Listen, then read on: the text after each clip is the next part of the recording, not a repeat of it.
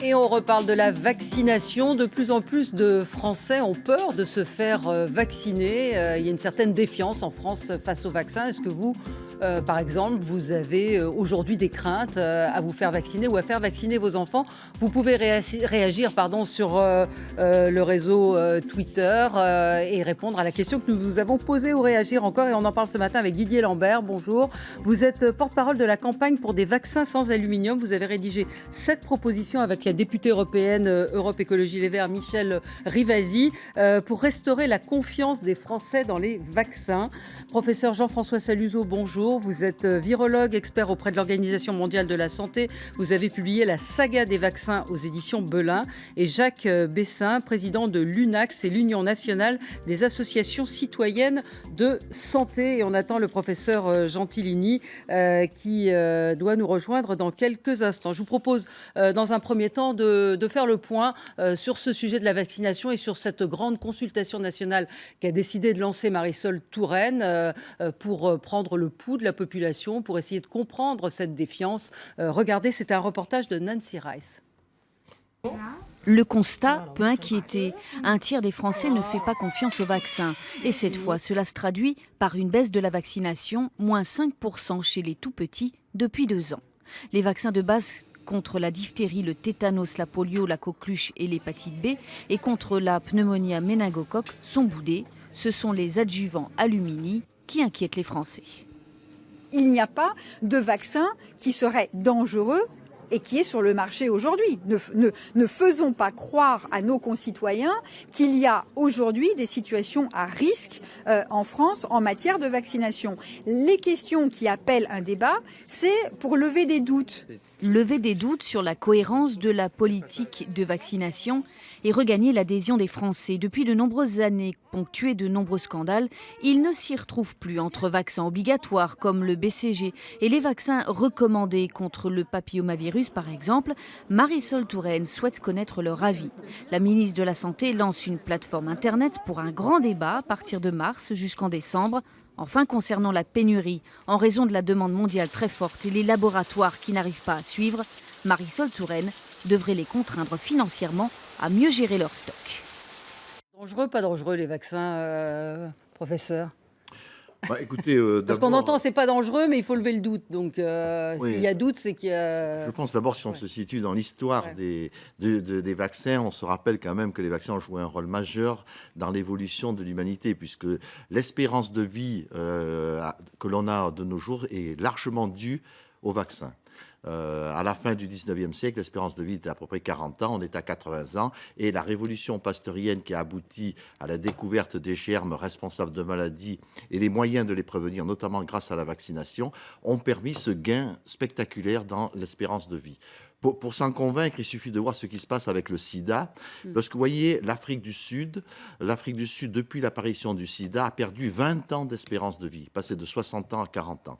On voit très bien que si demain on avait un vaccin contre le sida de grande efficacité, on aurait un gain énorme. Donc historiquement, on doit dire que en Ça a termes plutôt de santé sauvé des vies et ça... en termes de santé publique, les vaccins ont joué un rôle déterminant dans ce que nous voyons de nos jours. Si nous sommes ici, si des gens de 80 ans vivent, c'est grâce à la vaccination. Alors maintenant, des débats sont ouverts et je sais qu'on est là pour ça, sur des problèmes de vaccination. Sont-ils dangereux? Ne sont-ils pas dangereux? Vous dites quoi? Est-ce que c'est dangereux? Moi, je dis, est-ce qu'il y a un risque aujourd'hui à se faire vacciner? Je dis une chose très simple. Il y a eu une série d'affaires qui sont apparues depuis des années 90-95, qui sont souvent des scandales, qui malheureusement ont été médiatisés dès le point de départ et qui ont abouti à cette crainte. Si vous voulez que je donne quelques exemples, si ça, je peux vous donner allez-y, quelques c'est le exemples. professeur Gentilini qui est en train d'arriver. Bonjour professeur. Alors, le premier exemple que je voudrais donner, c'est en 1998, un professeur anglais qui s'appelle Wakefield fait une grande annonce. Il dit qu'il a trouvé la cause de l'autisme. La cause de l'autisme, ce serait le vaccin de la rougeole qui serait responsable de l'autisme. Il a fallu attendre 6 ans pour que cette affaire qui avait fait un grand bruit, notamment aux États-Unis, le monde entier s'était mobilisé, des campagnes de vaccination avaient été interrompues et il a fallu 6 ans pour qu'on s'aperçoive que c'était une escroquerie, que cette personne associée à un escroc, un avocat, avait réussi à détourner des sommes colossales à leur profit personnel et pour démontrer au final qu'il ne s'est rien passé. Mais le cas est très typique, c'est-à-dire que dès le départ, la sentence était donnée, le vaccin était dangereux et il a fallu attendre des années pour que le procès soit fait. Et lorsque le procès a été fait, on ne parlait plus de cette affaire, plus personne n'a parlé du fait qu'il s'agissait d'une escroquerie, mais le mal a été fait. Les campagnes de vaccination, par exemple en Angleterre, se sont effondrées pour la rougeole. On est passé d'un taux de couverture de 92% à 58%. Alors ça, on a l'exemple typique dans lequel les vaccins sont attaqués dès le départ. Ils sont immédiatement accusés et il faut attendre des années pour que le procès soit réalisé. Je pourrais le dire dans la même chose avec la sclérose en plaques. Oui, c'est effectivement l'une des accusations qui est portée sur la vaccination. On va y revenir, mais c'est vrai que la France, aujourd'hui, est à la traîne en termes de vaccination. Alors, pour vous, il y a un danger à se faire vacciner? Je ne souhaite pas qu'on aborde les choses de cette manière-là. Oui, mais sauf qu'à l'arrivée, c'est quand même ça. C'est-à-dire qu'aujourd'hui, il y a des gens qui ne se vaccinent plus parce qu'on leur dit qu'il y a un risque. Donc, c'est la question qui se pose. Il y a un risque, c'est pas un danger. Pour moi, ce n'est pas tout à fait la même chose. Par rapport à la vaccination, comme par rapport à tout médicament, on parle de la notion de bénéfice-risque. Dire qu'il y a des bénéfices à la vaccination, je ne vais absolument pas dire le contraire. Quand vous parlez de l'intérêt de la vaccination, de l'origine jusqu'à maintenant, de la découverte de Pasteur, etc., il ne s'agit pas pour nous, association E3N, qui sommes une association de personnes malades, pour une pathologie qui est induite par les sels d'aluminium contenus dans les vaccins, mais je pense qu'on sera amené à en discuter. Pour nous, il ne s'agit pas de remettre en cause la vaccination, mais de remettre en cause l'adjuvant. Bénéfice-risque, il faut connaître le bénéfice, je pense qu'on en connaît pas mal, il faut aussi connaître le risque. Et nous disons, il y a un gros travail à faire sur le risque, parce que sur l'aluminium vaccinal, et je ne souhaite pas qu'on fasse le parallèle par rapport à Wakefield dont vous avez parlé, les travaux de l'INSERM, de chercheurs de l'INSERM, qui ont toujours été respectés jusqu'à présent, montrent qu'il y a une présence de l'aluminium plus persistante que ce que l'on pensait précédemment, que cet aluminium migre dans l'organisme, une partie s'accumule dans le cerveau, peut avoir des effets neurotoxiques. Et ce ne sont pas simplement des chercheurs français qui travaillent sur le sujet, il y a aussi maintenant une cohorte au Portugal, il y a des cas isolés un peu partout dans le monde, et il y a aussi le professeur Schoenfeld, qui est le plus grand spécialiste des maladies auto-immunes dans le monde, qui s'appuie sur les travaux des professeurs Gherardi et Autier pour avancer de son côté. Donc nous, ce que nous disons depuis le début, ce n'est pas une opposition à la vaccination, c'est dire attention, nous, ce que l'on demande, c'est finançons la recherche le plus vite possible, qu'on ait tous les éléments nécessaires à la compréhension de ce qui se passe avec cet aluminium, et en attendant, ayons à disposition des vaccins sans aluminium, et en particulier le DT polio qui a été utilisé jusqu'en 2008 à la satisfaction générale.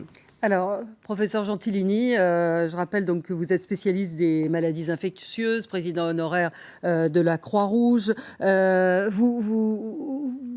qu'on peut dire sur cet aluminium? Alors, on comprend adjuvant, c'est ce qu'on ajoute au vaccin. Est-ce que c'est dangereux? Le problème n'est pas au niveau de l'aluminium et de l'alumine. Il est au niveau des vaccins. Vous avez très justement rappelé qu'il fallait être pour les vaccinations. Je pense que c'est ça qu'il faut retenir. Et que la démarche de Mme Touraine hier est, à mon avis, très importante, parce qu'elle rappelle à toute la population française qu'on lui fait courir des risques graves, éventuellement mortels, si on refuse la vaccination. Donc, on est à un tournant. La France a proposé la vaccination obligatoire pour 3 vaccins. On peut revenir dessus. Le caractère obligatoire est discutable. Nous sommes un des rares pays à le maintenir, mais on va probablement revenir dessus. Mais sur la nécessité de la vaccination pour des maladies oubliées aujourd'hui, mais qui réapparaissent. Et l'épidémie de Colmar en 2015 l'a bien démontré pour la rougeole. Je crois que c'est très très important que l'opinion publique soit sensibilisée à la nécessité de vacciner. Je suis de ceux qui regrettent que la vaccination soit ciblée chaque année sur la grippe et que la vaccination antigrippale occulte complètement l'importance des autres vaccins et qui, à mon avis, sont aussi très importants.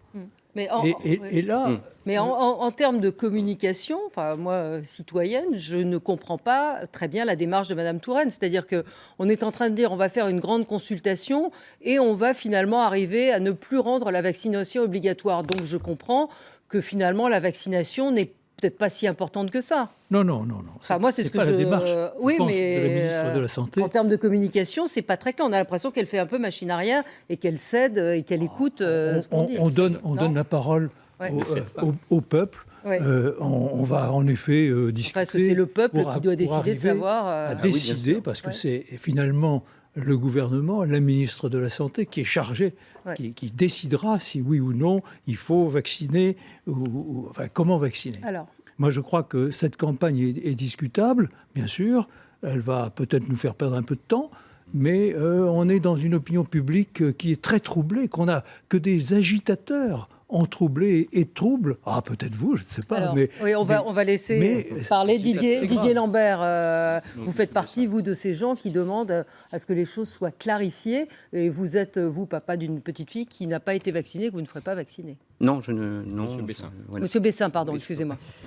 Donc, oui, non, le problème dont on ne parle pas autour de la vaccination, c'est le droit. Parce que nous sommes dans un état de droit où on nous parle d'obligation vaccinale pour 3 vaccins, mais d'un autre côté, on ne peut pas le trouver, on n'en dispose pas.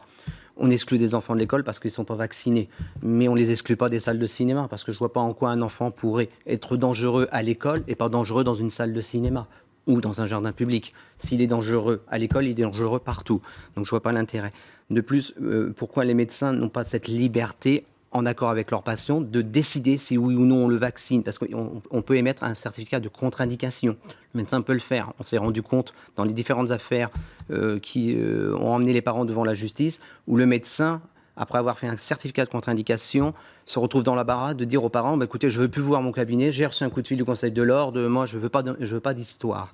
Donc il y a ce problème-là.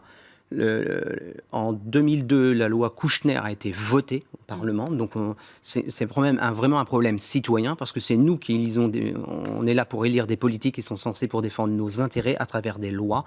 Et ces lois ne sont pas respectées. La loi Kouchner n'est pas du tout respectée dans son intégralité. Le libre consentement éclairé du patient. Donc nous aussi, on a des propositions à faire à Mme Touraine, parce que si Mme Touraine vient nous dire on va lever l'obligation vaccinale, mais on interdira aux enfants d'accéder aux crèches, on interdira aux enfants d'accéder à l'école, ça revient à maintenir l'obligation. Allez, on s'interrompt, c'est l'heure du rappel des titres et on continue ce débat tout de suite après. Retour donc sur le plateau de C'est l'actu. On est en ligne avec Sandrine Hurel, bonjour. Bonjour. Vous êtes l'auteur du rapport sur la politique vaccinale en France qui a été remis hier à Marisol Touraine. On s'interrogeait dans la première partie de l'émission sur la compréhension que peuvent avoir les Français sur cette grande consultation. C'est-à-dire que cette consultation, à quoi est-ce qu'elle est destinée exactement? Est-ce qu'il n'y a pas une ambiguïté de se dire on vous consulte parce que finalement, il y a peut-être des risques? Qu'est-ce que ça veut dire exactement? Non, cette consultation a pour but de donner la parole à la fois aux citoyens, aux experts scientifiques, aux professionnels. Oui. Ah, on vous entend plus. Vous êtes sur un portable et ce sont les aléas du direct et du portable. Donc voilà, ce rapport, vous le disiez, professeur, est destiné à consulter la population, à demander l'avis, à faire émerger un débat. Tous les avis sont respectables et je pense qu'il faut en effet entendre tout le monde si on veut vraiment informer la population. Mais il faut lutter pour l'information et il faut lutter contre la désinformation. Car il y a une désinformation au niveau des vaccins contre laquelle il faut s'élever régulièrement. Et c'est, j'espère, ce qui résultera de cette consultation. Alors c'est quoi la désinformation et d'où vient cette défiance? Mais d'où vient cette défiance? Pourquoi est-ce que d'un seul coup, les Français ont massivement, pas massivement, peut-être que le mot est excessif, mais en tout cas en nombre significatif, arrêté de se vacciner et de faire vacciner leurs enfants? Oui. Et c'est quoi? Pourquoi cette défiance? Nous sommes les champions de la vaccination dans le monde. Pasteur, à ma connaissance, était français et ses descendants aussi. Et c'est tout à fait dommage que l'opinion publique ait été trompée pendant un certain nombre de décennies maintenant et qu'on en soit là où nous sommes. est obligé que pour le ministère de la Santé de tenter de reprendre les affaires en main. Et je crois que c'est son devoir, c'est très important, et la vaccination, il faut la revaloriser absolument. Oui. Oui. Professeur Gentilini, vous dites à la fois tous les avis sont respectables, mais en même temps, ceux qui ne sont pas d'accord avec vous sont des agitateurs ou trompent l'opinion. C'est un peu ce que j'ai compris. Je n'ai pas l'impression de caricaturer, mais ce que je voudrais dire, tout à l'heure vous preniez l'exemple des vaccins contre le sida. Mais si demain un vaccin sans aluminium contre le sida est découvert, nous personnellement, on dit banco. Même avec l'Institut Pasteur auquel vous faisiez référence, j'ai bien connu en particulier, enfin j'ai connu, pas bien connu. Pasteur, non. Non, pas Pasteur, mais le professeur Relived, qui travaillait à l'Institut Pasteur et qui, en tant que pasteurien, a développé des vaccins sur phosphate de calcium. De 1974 à 1986, il n'y avait plus de vaccins avec aluminium chez Pasteur, c'était des vaccins sur phosphate de calcium. Et ça marchait, pour ce que j'en sais, ça marchait bien. Ça pourquoi on utilise l'aluminium alors ? Donc ce n'est pas de la désinformation de dire qu'il y a un problème avec l'aluminium, c'est une question qui est ancienne, qui a été traitée dans des réunions de la Food and Drug Administration en 1987, en 2008, il y a des propos très forts. Harold Baerk, par exemple, qui était le responsable à la FDA des produits sur les allergies, de traitement contre les allergies, disait on ne doit jamais injecter de l'aluminium à une personne, sauf si on ne peut vraiment pas faire autrement. Or, il y a des alternatives qui existent. Il y avait des vaccins sans aluminium qui fonctionnaient très bien, qui ont disparu pour des raisons, si vous voulez qu'on y revienne, qui sont vraiment pas claires du tout. Il y a certainement des adjuvants alternatifs. On sait que les entreprises, les fabricants de vaccins travaillent sur d'autres types d'adjuvants, mais il y a aussi le phosphate de calcium sur lequel on pourrait peut-être travailler de manière plus importante maintenant. Et bénéfices-risques, quand on parle des vaccins, il faut vraiment bien analyser les risques et dire ce sont, comme je l'ai vu, je crois, enfin, dans certains papiers, quelques dizaines ou quelques centaines de personnes qui ont des pathologies induites par les sels d'aluminium dans les vaccins. Nous, on pense que c'est beaucoup plus que ça. Mais il n'y a pas de pharmacovigilance active de fait par l'Agence du médicament, alors qu'après l'affaire du Mediator, ça lui avait été demandé. Donc les médecins ne sont pas informés de ce type d'effets indésirables qui pourraient être induits par l'aluminium et ne les font donc pas remonter. Tout est biaisé dans le bénéfice-risque. Remettre à plat, c'est bien. Entendre et respecter toutes les opinions et toutes les paroles, c'est bien. Et il faut que tout ça soit basé, pour nous, sur deux choses, la connaissance scientifique et la transparence.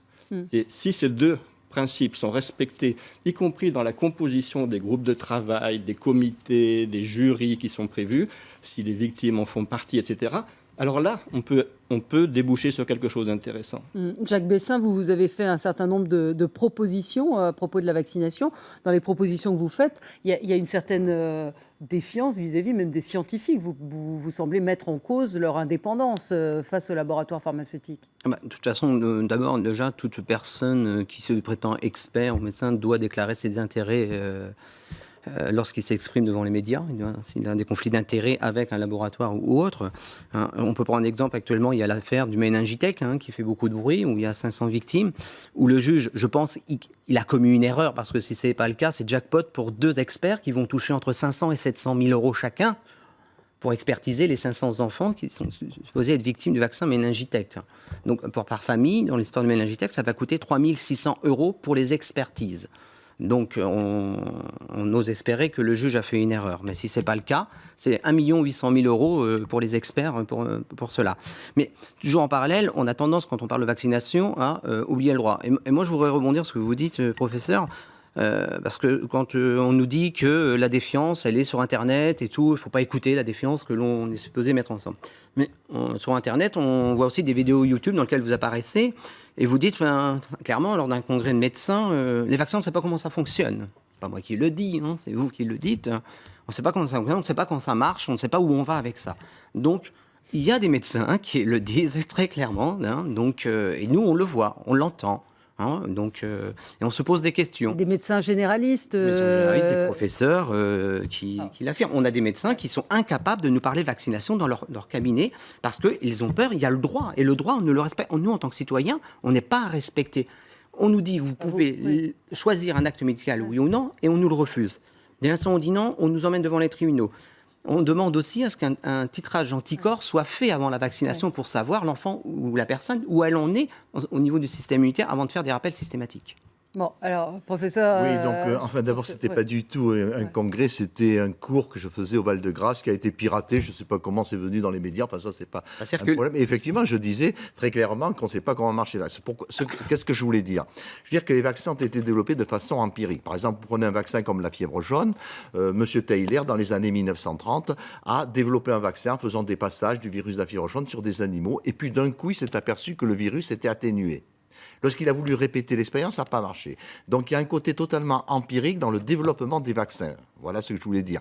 Et donc, c'est vrai que l'inconvénient de tous ces vaccins qui ont été développés de façon empirique, on ne sait pas exactement pourquoi ils sont atténués, comment ils ont été atténués. L'inconvénient de ceci, c'est que lorsqu'arrive un nouveau vaccin, une nouvelle maladie comme par exemple le SARS coronavirus, comme on ne connaît pas le mécanisme qui peut aboutir à l'atténuation d'un virus, comme on ne connaît pas le mécanisme qui permet à un vaccin de répondre de façon précise, eh bien on est désarmé. Lorsque le SARS coronavirus est arrivé, on est retourné à des méthodes très anciennes d'inactivation du virus comme pour celui de la polio. Si on ne sait pas comment voilà ce que je voulais dire. Ouais. Si on ne sait pas comment ça fonctionne, on ne peut pas dire que le vaccin va fonctionner. Si on ne sait pas comment le mécanisme du virus fonctionne... Le professeur Hanoun, qui venait régulièrement parler de la grippe sur ce plateau, parlait de clés et de serrures en parlant du SRAS, c'est-à-dire il y a une serrure et puis il faut trouver la clé pour rentrer dedans. Voilà. C'est une image. Le fait qu'on n'ait pas suffisamment de connaissances, parce que les vaccins existent, le vaccin fièvre jaune existe depuis 1927. Comme on n'a pas suffisamment de connaissances des processus qui ont abouti à son atténuation,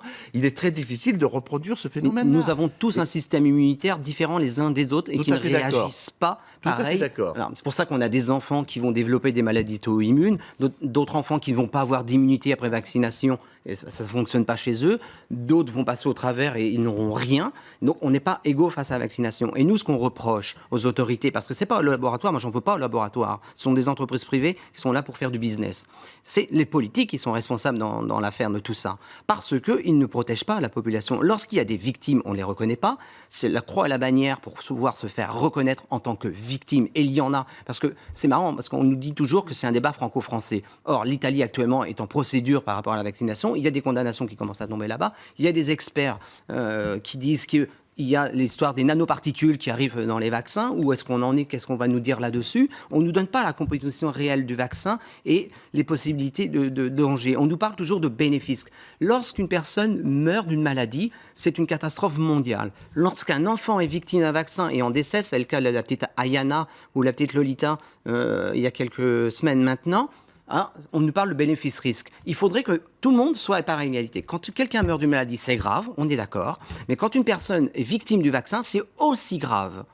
Allez vivre dans les familles où l'enfant est lourdement handicapé. Est-ce que le lien est fait? Est-ce que le lien a été fait à chaque fois, comme on va reparler peut-être de recherche. On ne fait pas de recherche.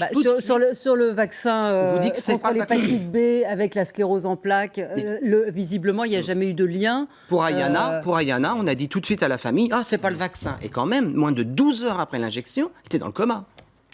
Je voudrais réagir par rapport justement à cette reconnaissance des effets indésirables dont vous parlez. Vous avez dit, et à 2 reprises, je crois que c'est vous, M. Zarusso, qui en avez parlé aussi, par rapport au vaccin contre l'hépatite B et les cas d'atteinte démyélinisante, sclérose en plaques et autres, les preuves ne sont pas apportées.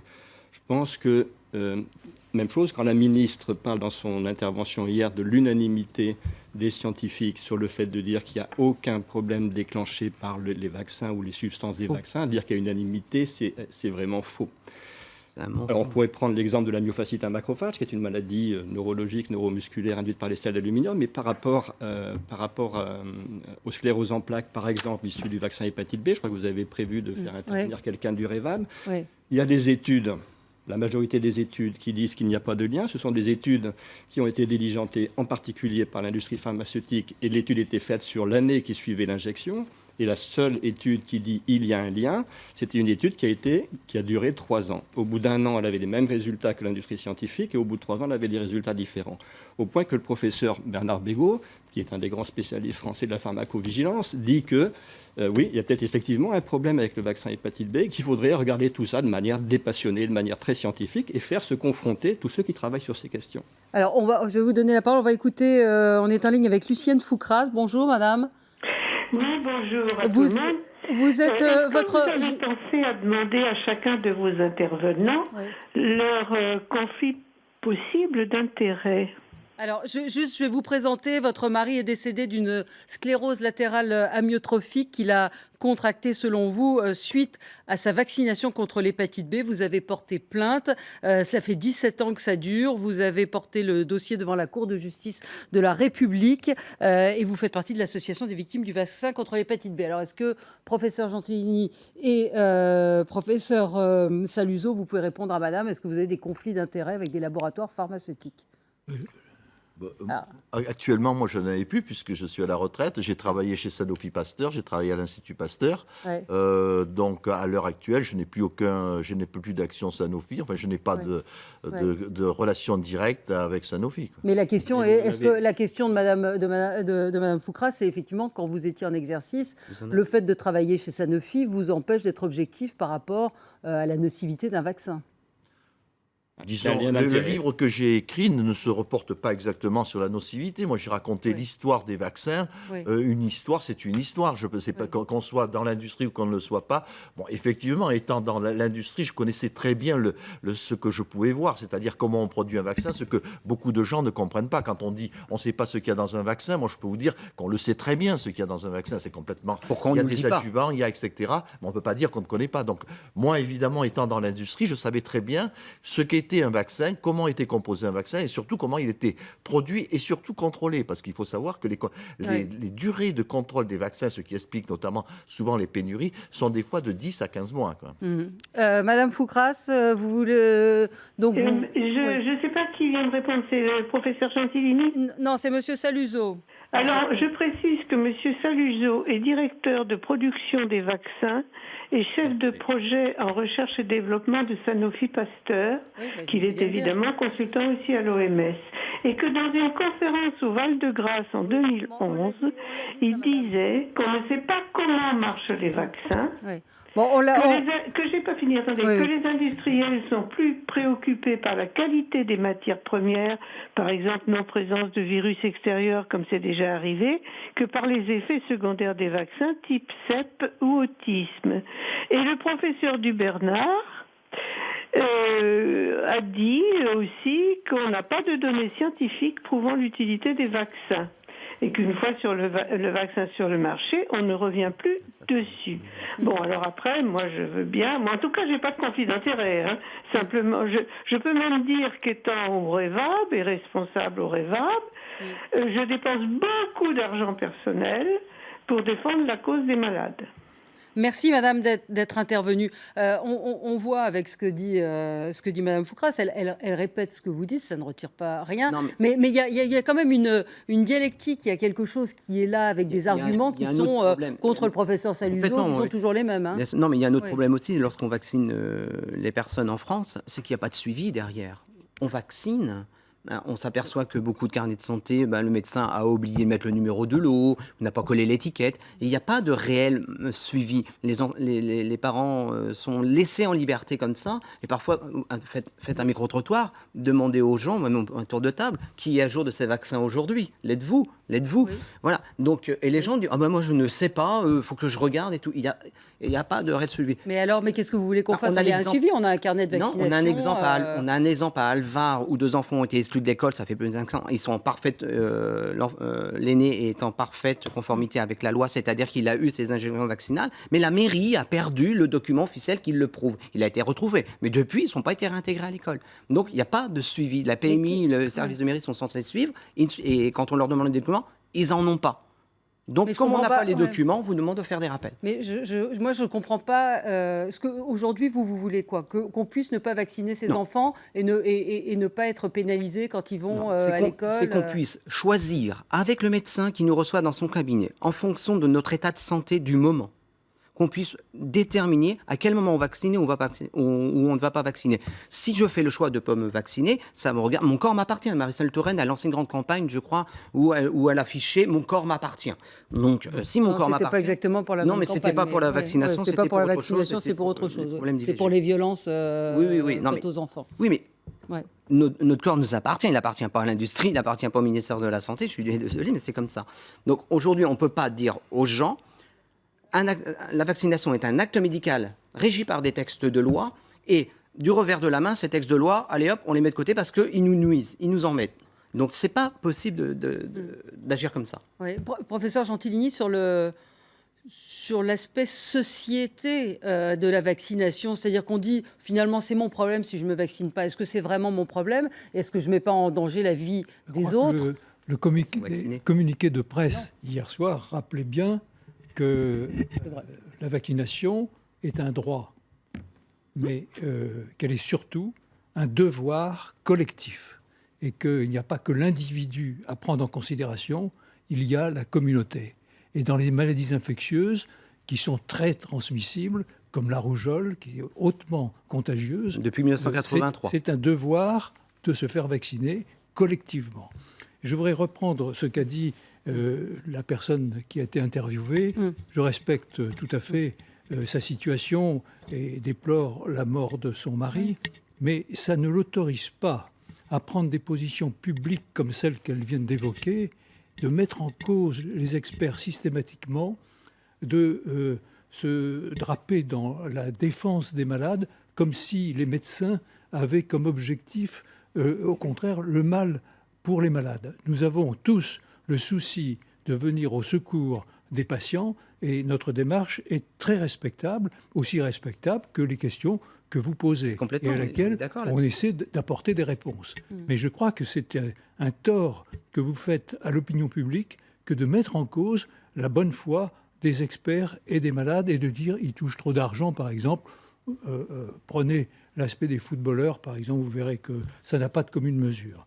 Je pense que notre devoir, c'est de défendre les malades, de protéger la société. Voilà ma réponse. Donc la vaccination, la vaccination fait partie. Est un devoir, est une démarche collective. Mais si vous êtes vacciné, si vous êtes vacciné et que vous y croyez fermement à l'efficacité du vaccin. Oui. Si vous croyez à l'efficacité du vaccin, en quoi moi je suis un danger? Évidemment, je crois à l'efficacité du médecin. Non, si vous croyez en l'efficacité du vaccin, oui. En quoi moi je suis un danger pour vous parce que je ne suis pas vacciné? Vous n'avez rien à craindre. Vous êtes vacciné. Vous n'avez pas à craindre une bactérie. Si monsieur a la tuberculose, vous ne risquez pas de l'attraper. La collectivité qui vous entoure. Mais si la collectivité qui m'entoure est vaccinée. Votre cas personnel ne m'intéresse pas particulièrement. Ce qui m'intéresse, c'est l'ensemble de la communauté. Et c'est la démarche du ministère de la Santé. On doit pouvoir choisir, puisque la loi nous y autorise. La loi doit être respectée. Didier Lambert, vous voulez réagir? La vaccination est un devoir collectif. OK. Deux éléments par rapport à ça. Le premier élément, et je rejoindrai un propos qu'a tenu Jacques Bessin, si c'est un devoir, enfin si c'est un droit individuel et un devoir collectif, ça veut dire que, quel que soit le cadre de la vaccination et quel que soit le moment où on a été vacciné, les personnes qui sont victimes d'un accident vaccinal doivent être indemnisées, doivent être reconnues. Pour l'instant, ce n'est pas le cas.